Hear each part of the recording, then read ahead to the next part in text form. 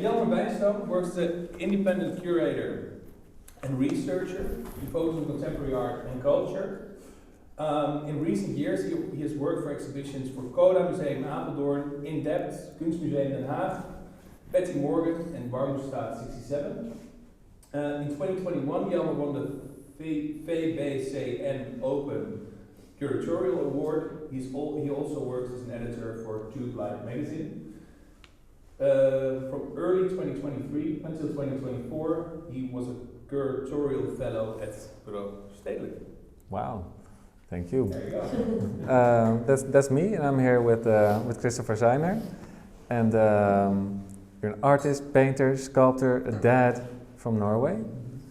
And we are in the midst of your exhibition here, and I think everybody is really curious to hear more about you and your work. So I think maybe it's good to start like, how do you start your process, and how do you prepare your materials? So I'm a painter and a sculptor, and I think these two they have a quite different role in my practice. But if we can start talking about the paintings, then I do put a lot of time making my own paint. So I buy pigments and I mix it with oils and turpentine, and then I leave it for quite a while to get a certain texture that I like to work with. I work sometimes with a plan where I sketch out motives, but it can also be in terms of pure like a color map, let's say. I work. I would say I work more towards the feeling or an atmospheric quality rather than a fixed idea. So it's also a conversation between me and the painting happening. I don't really know exactly how the painting turns out in the end. That's a bit how I work. The material has always been important for me. Also, I think that's why I was drawn to sculpture, where I've been experimenting a lot. I came to Holland 9 years ago and stopped painting at that point for some years, and I picked it up again around the end of Corona. 2020, like 2019 or around that time. And then I continued. I had a different material approach to painting after working with sculpture. So I took. And how come? I guess just because when you work with materials and they perform differently, and I was after certain textures, I think, and also how to sort of fix my ideas and transfer it over to the canvas. I mean, it obviously have certain limitations to yourself and your craft and how you do things, but as well as the materials has limitations. So it's, I guess it's an interest in things and materials and how they work. And sometimes I guess it's nice to have a break from something and come back to it with a bit of a different approach. Yeah, because the paintings are also, they're quite open. Yeah. And they're quite, like there's some ambiguity there. Also, like in relation to your sculptures, like how would you say that ambiguity plays a role there? So, so I think paintings as images and sculpture have quite, they occupy a bit different parts of the brain, at least to me, where painting has a bit more of a fantastic position, to me at least, whilst the sculpture are, they're here, they're sort of a bit more real. They're also sort of reflecting a certain contemporary material landscape, I think. Whilst how I make these paintings is actually not so far away from a cave painting or something like this. At least is how I like to think about it. Is that mix natural pigments together with some sort of liquefied oil, and then I use, for these paintings I've used a lot of wool to make them. Wool? Wool, like sheep wool, raw sheep wool as well, and just, so I think, so about the openness, I like when things can be several things at the same time, and also referring to the title, maybe we're going to talk about it a bit more later, but also invites a certain openness, so like what happens when humans don't really can't explain things per se, or create folklore to make up for science, let's say, or something like this. But the openness is important because I just want different aspects to kind of survive. Or, And they also feel like, for instance, this one next to us, like worlds that you can sort of step in, and I think also the materials and the openness and your the mixing of your pigments also allows for that. But like, we spoke about the scale of your paintings, that you work on 130 by 2 meters. I did when I started painting again. I was on a very experimental side of it, so I just thought, okay, I will stick to one size, and at least that's something that aligns the work. So the scales are important to me. So these bigger paintings, they are more landscapes for me. They are more actual, like physically they're bigger than you. So then when you stand next to it, they perhaps draw you in, rather than what you do when you look at these smaller paintings, which to me are more like a size of a family TV or something like this. Something that I also discovered, and I guess I didn't just watch a lot of TV when I was young, but also did a lot of gaming. So I think a lot of my DNA also visually has come through the television. Yeah. So I was just thinking a long time about how I could use that in a way. So then it was very directly used as just to take the sizes of TVs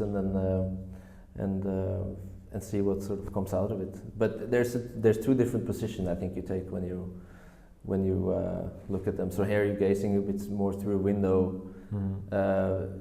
Rather than standing next to and sort of an environment or something that like this also. Then so there are all sort of different worlds that you can step into or relate to, or maybe escape in. I just think the physical aspect is different, and or it has different effect. You see, almost like the bigger paintings, the smaller you obviously feel, but then it also looks more and more like a real landscape, right? Where you stand, something you're standing in rather than just looking at. So. And there's also this reference to gaming, you said. Can you tell me something about that? The gaming factor is has become more and more important for me. Maybe I didn't really realize it in the beginning, but so I just really love how gaming and specifically Japanese gaming culture and anime, I mean these have sort of grown together through time, especially through like 80s and 90s. When I also started gaming, born in 87, so I guess I started to game around like end 90s or something. But it's also the way they construct worlds. That's one thing. A lot of the games I like to play was also a lot about the search. So, but it was also structured in a way where you would, let's say, navigate through a landscape and be this character or a little, maybe a crew of characters, and then you can go from seeing a landscape and figures in the landscape, and then by just pressing a button, you would end up sort of looking through their pockets or let's say their weapons, but also it could also just be a rock or something that they found, an item, you know. So it's kind of how it's sort of structured visually, how you can change from having overview to going into objects. So this is also a bit how I like to construct the paintings, that they can leave a landscape and then become a character if you look long enough on it, at it, and then it can sort of, it's a bit blurry what it is. So so the shifting is something I do take with me into the work, but I wouldn't say my work is about gaming. No, it's and not. I also wouldn't say it's like about the social aspects of gaming, or like John Raffman would go more into that, let's say, as an artist, and construct his own character in games. Like it's not about that, but it's more about the world building, which is happening, and also the search and yeah. So building That's up the something. world and searching for this world, and how do you want people to engage with it, with these worlds? I think you have to.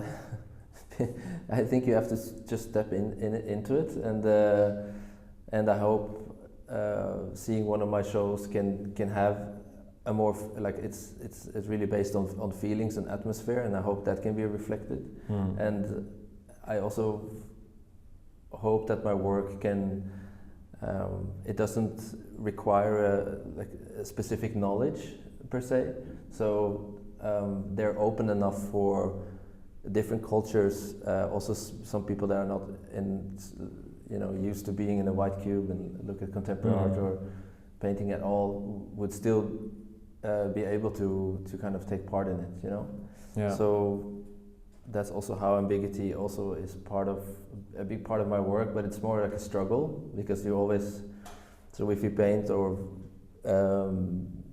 make things, you make decisions constantly of about identities, basically, because if you start painting a character, you also or a figure,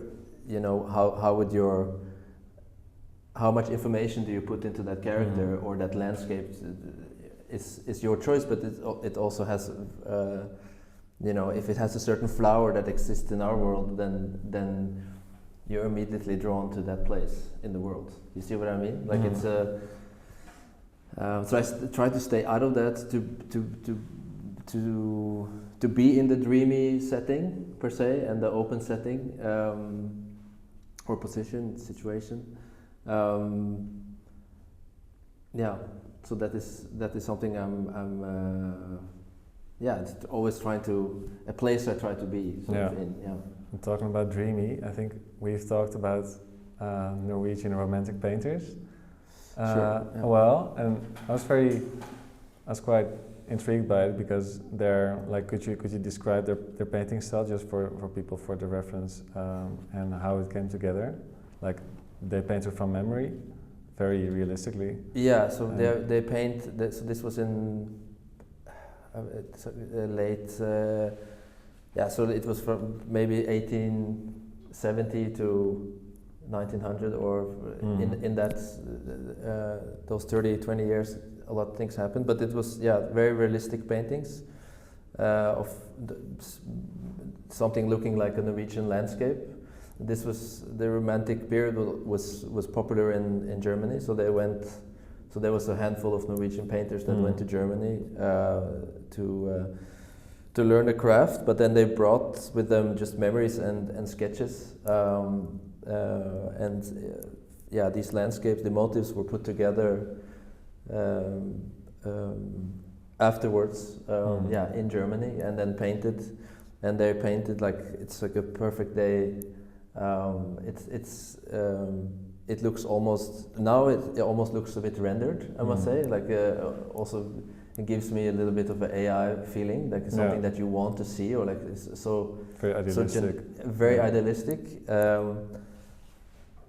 So it's not a realist. They were not realists per se, but I think a lot of people thought that Norway looked like this, and I did also in school when I learned about it. There wasn't a very heavy subject that this was fiction, let's say. but afterwards I think that that this is maybe that we have with something in common when it comes to just the atmosphere and the feeling, and that these painters were maybe kind of just working towards a ultimate feeling of how maybe the best day in that in the mountains, or but it normally involves mountains and some houses and some people, but and also in like getting married or something like this. Yeah, and can you, like, we've mentioned the title, and can you tell me more about the title? Like, how did it come together? What do you wanted to shape people's way to see the work? Yeah, so there's kind of two. What's a friar? Yeah, so Friar's Lantern is a folkloric story. It's but it's also has its scientific part per se, or like explanation. But Friar's Lantern is another word for will-o'-the-wisp, which is a bit more commonly used for this folklore. But it's basically a story about light shapes or ghost-like things in the forest that would guide you deeper into the forest and get you kind of off your path. So it would take hikers or travelers off their path, and it has a mysterious sort of mythic layer around it. But the scientific explanation is more that it is, so there's gases in the soil in swampy areas which sort of seeps through slowly, and then when it hits the air, it starts to ignite or explode into tiny sort of glitter-like lights. And when this happens simultaneously and many times in the same area, yeah, I would expect to see something like a silhouette of lights flickering. But I never seen it myself. I only seen it through paintings, actually. Through paintings, through other paintings. Through other paintings, yeah. It has been a subject for painters for a long time, but also I see it now also in Ghibli movies, Studio Ghibli movies, Japanese anime, and maybe first time I encountered it was in the Finnish Moomin stories, where you have this sort of weird-looking ghost with, like, they're very small with some arms sticking out, and they don't talk or anything. They just sort of move around. Sometimes they just occur in some episodes or some chapters in the books, and they do guide you and so on. The characters in the story. But then I didn't know about Friar's Lantern at that time. Yeah. But it occurred to me that this is probably the first time I've seen it. But my favorite painting, I would say, would be the painting of Arnold Böcklin, I think his name is. Is that the right? It's a Belgium artist, I think, but from 1860s, I think, which is a very beautiful painting seen from sort of a bird or something, looking down on a forest, quite dark forest, where you see this ghost-looking figure and a hiker sort of sneaking in the back, really literal, but yeah, that time. And it was nice painting, but I never seen it in real. No, where is it? So I don't know if it's in true. Yeah, It's where the collection? Where is the painting? Yeah. Yeah, now it's in Belgium, I think. Where, I don't know exactly where it is now. No. So I also really enjoyed, like, when I sort of started looking at your work, so you can just keep on looking, and there's all these layers, and it's also because of this openness and this the way that you treat your materials, and also I hope that if we like we've been talking about these references to gaming, to these will-o'-the-wisps, also that it also helps people to look at the works in a different way or in a more layered way. This is. Yeah, it's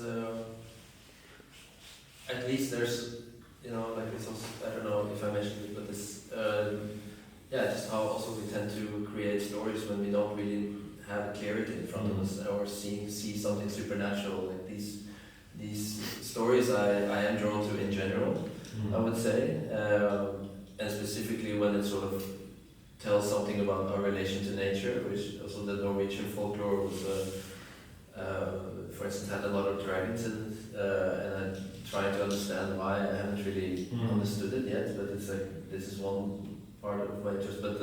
But yeah, it's I would like to create a similar situation where things aren't that clear, but also from a painting, like from a painterly perspective, I do like to work with paint as paint as well, and not to depict a certain a place or something like this that exists already. Yeah. I use it more as a tool to kind of enter, or like to go to our, for the kind of to position myself where and the works where people can contribute themselves, so it's not so didactic in that sense.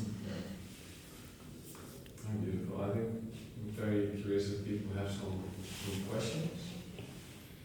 Thank you so much for this talk. Yeah, thank you. Very curious if there's any people. Yeah, I have a question. How do you feel that you work with the raw canvas and the raw linen? Because as you go closer up, you see that actually a lot of it is sort of exposed. And yeah, how does that, how does the selection of the raw material or the background of the painting, influence your work when you start? So I do work with both. So these are also primed with the transparent gesso. But I do sometimes paint on both sides, and also to kind of to get a certain color to sort of be visible on the other side. But I do work with the paint I'm using, which is sort of a dry paste, like it's something in between something you will get from a tube of paint, oil paint, but maybe in between that and oil pastel. So it just works really well for me I work quite slow actually, but in thin layers. And it's kind of like paper. I started with oil paste pastels on paper, and then I wanted to transfer that feeling into the canvas, but a bit more painterly. At least for now, this is how I do things. But I think it's very nice to be able to use both sides and play with that. Yeah. It's a texture, like they're very textural to me as well, and I feel like they should have that quality that it's like that's an image on when you are far away from it, but when you go closer, it's kind of like a mess with the strong textural painterly side of it as well. That's also how I started to enjoy painting, so that's also something I like to try to do myself also. Thank you. So how many layers do you paint? Because you said you're using this paint that's really transparent, but also you use a lot of layers, but it's also a bit thick, pasty. Yeah, it varies, but some paintings I can have a year working on it or something, and sometimes I can do it for a month. But I normally, so even if I think I'm finished and if I've done something fast, it needs to dry up properly, and then I normally work almost like I just work on top of like very small gestures with also the same color over again. But they don't. It's a bit hard to see it, but yeah, there are many layers on top of each other. But sometimes a year, sometimes a month. I would say maybe a month is the shortest. Yeah. There's also one painting that's kind of the old one in here, I would say. This one? The smaller one. Yeah. Can you tell me something about the scale of that one? Yeah, so this is The one that you cannot see. it's like this. It's a bit bigger than an A4. I would say that is definitely something I'm trying to experiment with at the moment. Well, these have quite specific reasons for why they have the size they have. This one is still a bit unfamiliar to me as well. So, but it's, yeah, I think about it maybe more as an A4 almost, but it is not. but still, yeah. But the idea with the bigger ones was that it would be, if you made many enough, then it would be kind of like a large stack of cards or something.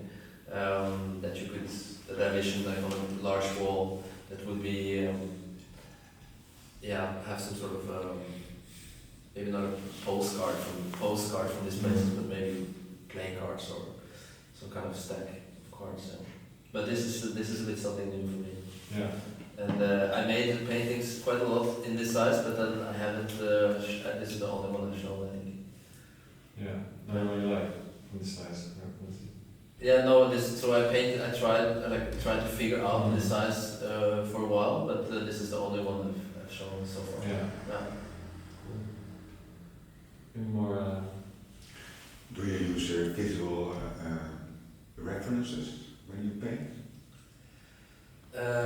I sketch a lot. Like I make very very small sketchings, but that's a bit more about like they're not in color, a lot of them either.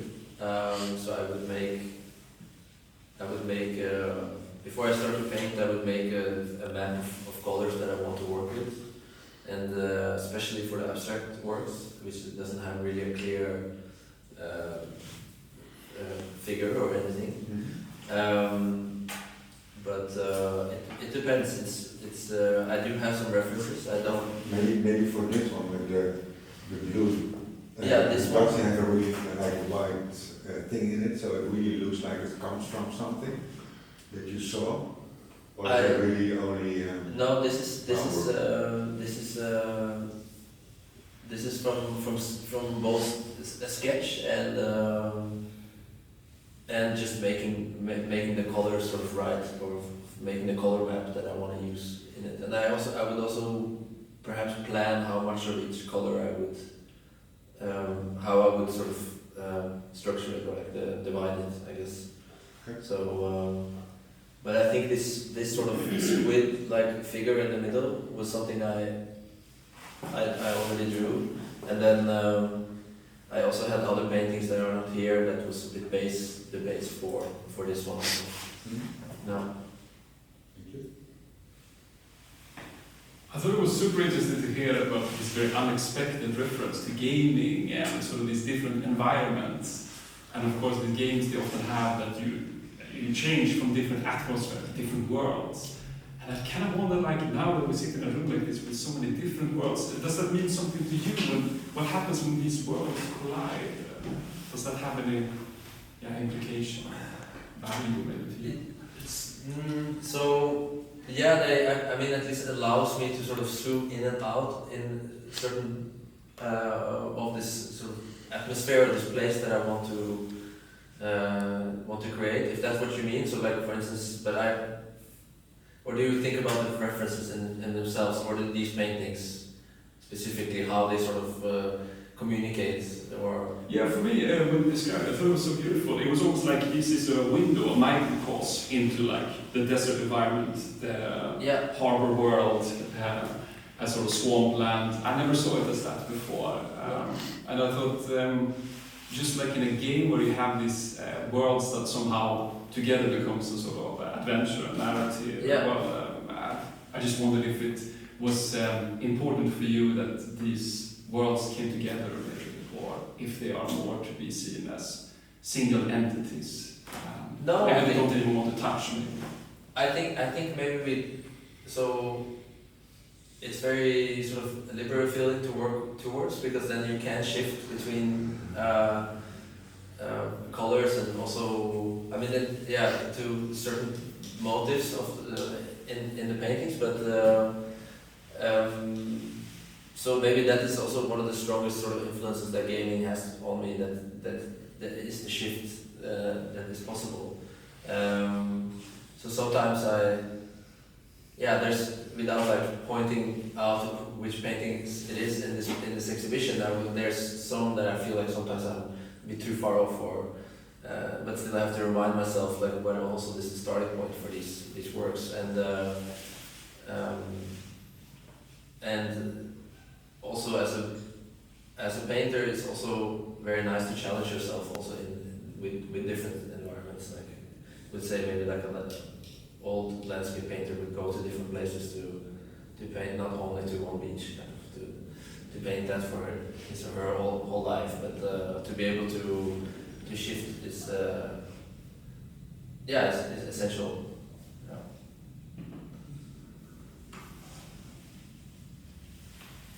You were mentioning the tools that you make yourself to use in the paintings that you do.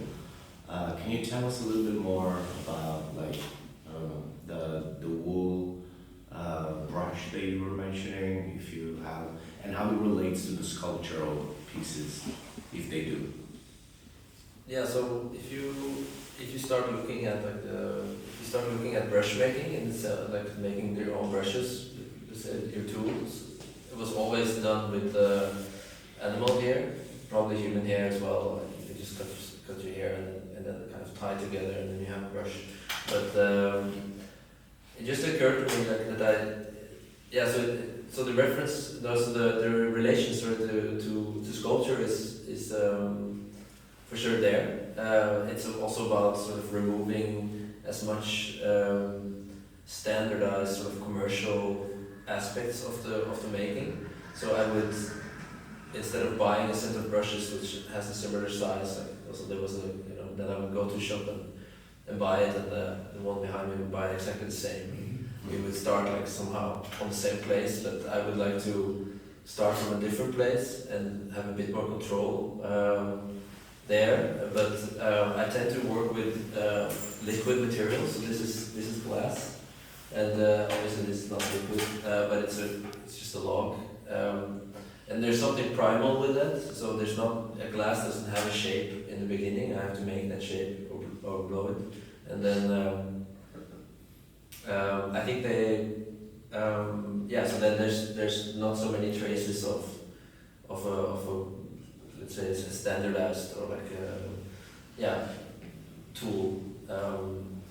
But I ended up, there was almost a coincidence ending up with sheep wool, because I wasn't really searching for it, but then I got a chance to work with it, and I got way more than I wanted from a Dutch farmer. And then it was just really, really great to work with, and I think maybe its best quality would be to, like,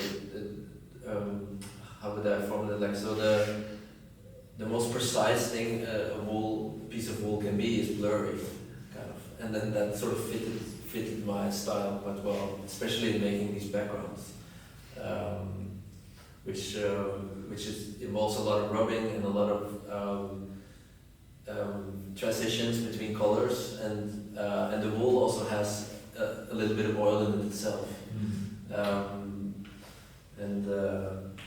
it's also quite good for your hands actually. So you don't have all the toxic materials on your hand. Like it's kind of it's also good protection. But I have some dare here in my freezer that I would really love to try out. But it's much harder. Like the stiffness is different. But there's also something nice about sheep, because then sheep needs to be cutted, and you get really big quantities, but how to make it stiffer, I'm not really sure, but that's something I could look into. But it definitely has a relation to my sculpture in terms of commercial aspect. Yeah, thank you so much. Thank you. Yeah.